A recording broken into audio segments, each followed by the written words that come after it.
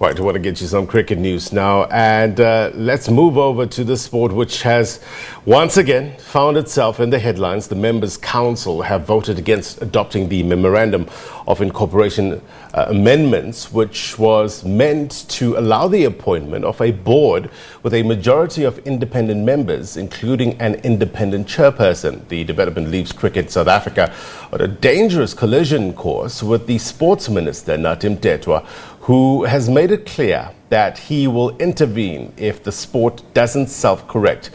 This is what the Ministry of Sport and Recreation said through a statement this morning.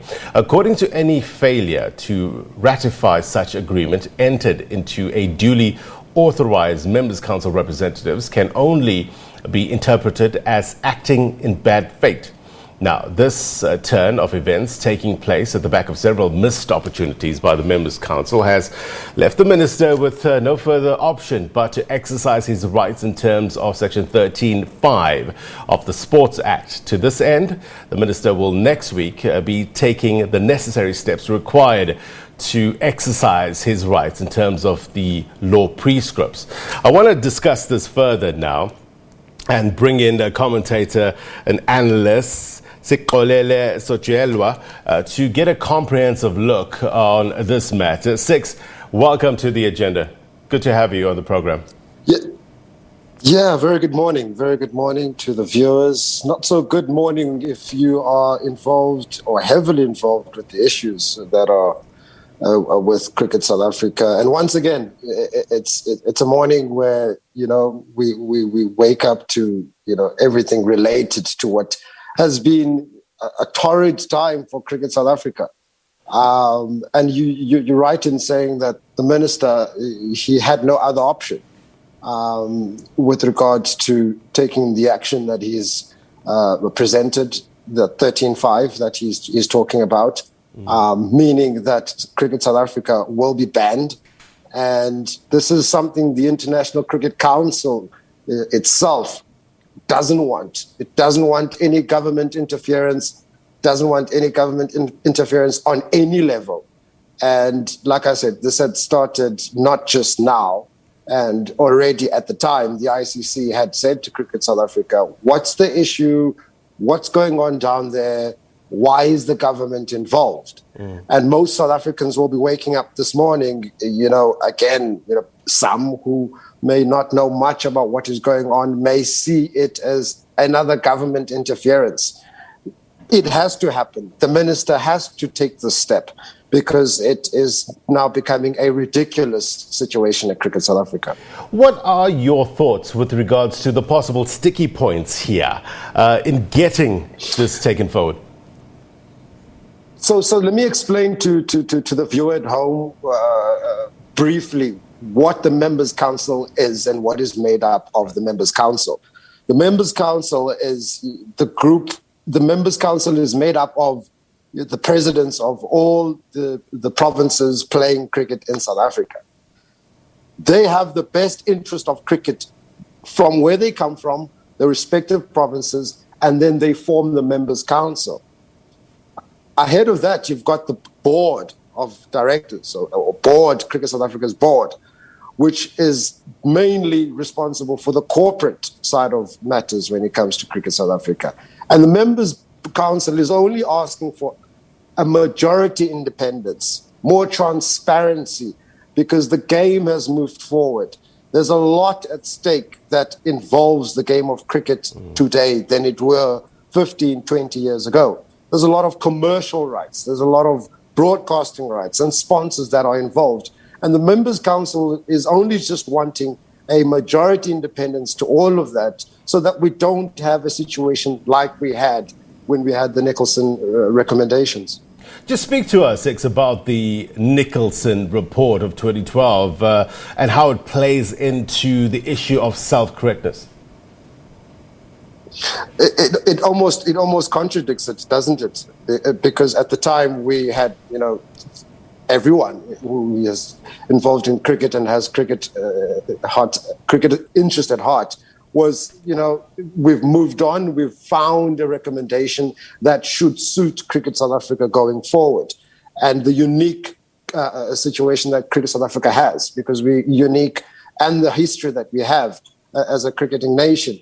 And where we find ourselves now is almost contradictory of what we experienced 8 years ago.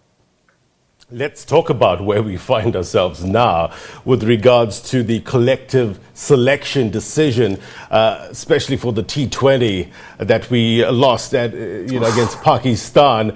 What's the reasoning behind it? What's your take on that?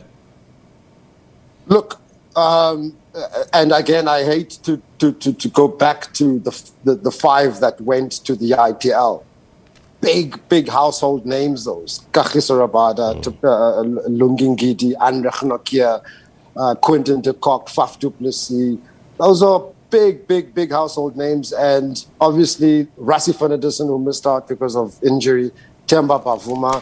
If you count properly, that's about 9-10 players who would normally start for the Proteas who weren't available for selection. And you look at Pakistan and the side they had, Babar Azam, Fakhar Zaman, Mohammad Rizwan, and we didn't even see Mohammad Hafiz, who's one of the best T20 players going around. And so in terms of selection, it was always going to be a test for South Africa's depth in terms of what do we have in our coffers, what do we have as domestic cricket in South Africa. And if you look back at 2015 Cricket World Cup and the way in which England left that World Cup, how they bombed out of that World Cup, it was an embarrassment to them. And they vowed then that they will pay extreme attention to white ball cricket and separate it from red ball cricket. And look what happened. In 4 years' time, they were able to win the 2019 Cricket World Cup. And that's because they established a T20 group, they established a one-day side, and they established a core group of white ball cricketers and a test cricket side.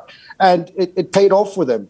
Will it work for South Africa? Will it work having three separate sides? Yes, it will. And what we're seeing now is a situation where you've got a Janneman Malan, you've got an Aiden Markram now all of a sudden, where Janneman Malan was head above shoulders in terms of opening replacements for Hashim Amla or someone who could pair up with Quinton de Kock. And he's done well, Janneman Malan. But at the last hour, now you've got Aiden Markram. It almost now, you look at it, what happens to Reza Hendricks? So now selectors are sitting there and they're thinking, oh, wait a minute, we need to give this guy an opportunity. We need to give this guy an opportunity to see the depth in which they have. And quite frankly, South Africa's depth was tested by Pakistan, and it is completely nowhere in comparison to what we see with the likes of New Zealand. They are actually at the stage where they are able to field two different sides. England as well, Australia perhaps, but definitely India. And South Africa is a mile away from that. So what does this say with regards to our preparation for the T20 World Cup? We did pretty well in terms of 2009 and 2014. Realistically, what does 2021 hold for us? Look, there's a situation now with the one-day series where the ICC last year came out with the Men's Super League. What it means is every one-day international carries weight in that you get 10 points for a win. Those points accumulate, and at the back end, you will then, if you make the top 8, qualify for the World Cup in 2023. South Africa at the moment are rooted at the bottom of that table, and above them is Netherlands. South Africa are yet to go play Ireland in a one-day series. They have to go play Netherlands. But the one-day series that follow thereafter are very, very tough. Australia, England, India, and New Zealand. To try and get yourself in that top 8, it's going to be difficult. Yes, it's a different format, but they might find themselves having to play qualifiers for the first time, South Africa, heading into that 2023 World Cup. Now, let's look now, this year, 2020-21 World Cup, and we're only 3-4 months away. We're not sure of the selection of AB de Villiers. There's all his murmurs and rumors. Will Cricket South Africa finally come out and give us an honest answer or comment with regard to that selection? And how many games are left between now and that World Cup? South Africa is going to the West Indies. The selectors will be forced then to play their strongest side because everybody will be back from the IPL. What happens to your fringe players? You've only seen them against one opposition for 4 T20 internationals. What do you take out of that? Disastrous. So when do you get to see them again? So there's a lot hanging in the air in terms of selection. And Victor Pitsang, who's the convener of selectors, has his work cut out at the moment. But certainly we have to touch on the coaching of Mark Boucher and his record. And it's a concern. It's a concern, and everybody's talking about it, quite rightly so. It was exciting at the time for many to see a great South African great and all the test experience that he has, that he would bring it back to the side and the side would feed off it. They won the first Boxing Day test match when Mark Boucher took to the helm, and everybody thought, great. But things went south very quickly, and all the issues around the board almost then affected the side. And Faf du Plessis leaving the captaincy almost left the team in shambles. So the coaching of Mark Boucher, or the job of Mark Boucher at the moment, is questionable because the side is not performing. South Africa should be a lot more competitive playing at home, and South Africa at the moment are just not good enough. Sixolele, before I let you go, I just want to talk about the significance of transformation in the future development of South African cricket and its role in redressing past wrongs. It was given a boost recently. Advocate Dumisa Ntsebeza took up his position as ombudsperson of Cricket South Africa's Cricket for Social Justice and Nation Building project. On the face of it, it sounds like a huge task. His appointment is for a period of 6 months. And key aspects of the mandate include, wide-ranging engagements. What would you say he can achieve in 6 months, especially given the pressing issues? 6 months is nothing. How many sports ministers have we had in the past decade? And we've gone to these sports indabas and listened to sports ministers. And they come up with great ideas, but 3-4 years down the line, it's a different sports minister who's got different ideas. For me, transformation is, the other day there was a photo circulating on social media of a cricket bat, and the cost of a cricket bat these days, 12,000 Rand for a cricket bat, entry level. For me, transformation is not just about that, because even Lungingidi commented on that, saying he actually went and decided to be a bowler because he couldn't afford a bat, a set of pads and gloves. But for me, transformation is, what is the government doing in terms of township schools playing cricket weekly Wednesdays? Because we see that in former Model C schools. Every Wednesday there's a cricket match for boys and girls from grade 1 up until grade 7. In high school, there's a match every single weekend that is catered for, scheduled in terms of who they're playing, opponents, etc., etc. And that feeds off, for example, the border, and how border will then look after all the schools that they're feeding off. We see the great work that is being done now by Mfuneko Ngam with Fort Hare. He's feeding off all those schools in and around the border area. And that's transformation for me. It's the involvement of everyone, not what we're seeing at the top, where at times it looks like a desperation of trying to make up numbers to have a team out there. Six, as always, interesting perspective, fresh perspective. We thank you very much indeed for your time. Be well, sir. Anytime. Take care, guys. All right. Sixolele Sotyelelwa is a cricket commentator as well as analyst, giving his take and giving us a comprehensive look on all matters cricket. Thank you very much indeed to him.